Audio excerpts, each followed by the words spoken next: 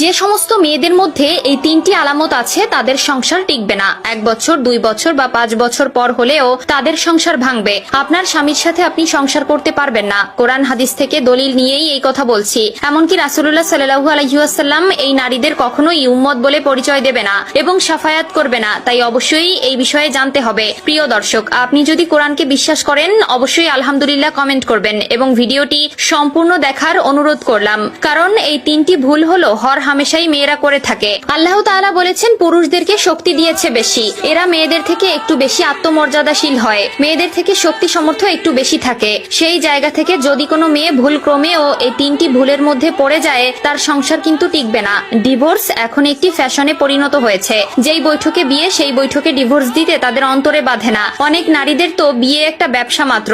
বেশি কথা না বলে আপনাদের জানিয়ে দিব নারীদের কোন তিনটি ভুল তার সংসার ভাঙার মূল কারিগর। 1 নম্বরে হচ্ছে অতিরিক্ত জেদ। প্রিয় দর্শক, অবশ্যই আপনারা মিলিয়ে নেবেন প্রত্যেকটি ডিভোর্সের পেছনে একটি সমস্যা থাকে। নারীদের অতিরিক্ত জেদের কারণে 10টি সংসারের মধ্যে 9টি সংসার ভেঙে যায়। অতিরিক্ত জেদ যে সকল মেয়েদের আছে ওই সকল মেয়েদের সংসার সহজে টিকবে না। আপনারা সমীকরণ মিলালে দেখতে পারবেন আগের সময়ে সংসার কখনোই ভাঙতো না। তারা ডিভোর্সকে জঘন্য বলে মনে করত।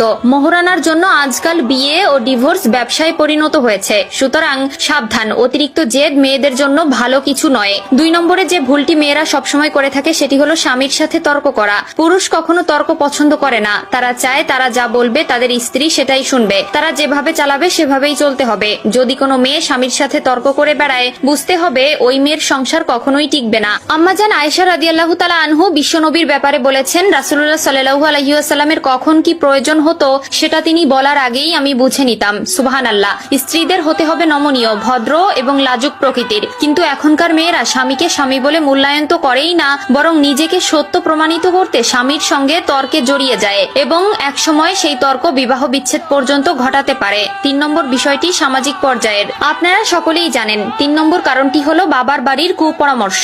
একটা মেয়ের জন্য বিয়ের পর সবথেকে বড় আপন হলো নিজের স্বামী, এরপরে আপনার বাবা মা। বিয়ের আগে আপনার বাবা মা আপনার সবথেকে আপন ছিল, সেটা সত্যি। কিন্তু বিয়ের পরে আপনার স্বামী আপনার পরিবারের আগে সবথেকে বেশি প্রায়োরিটি পাওয়ার যোগ্য।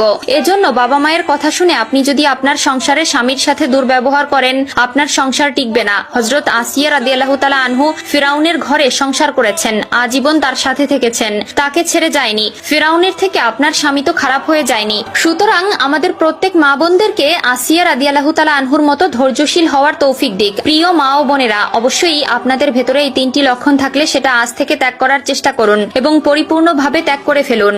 আমিন।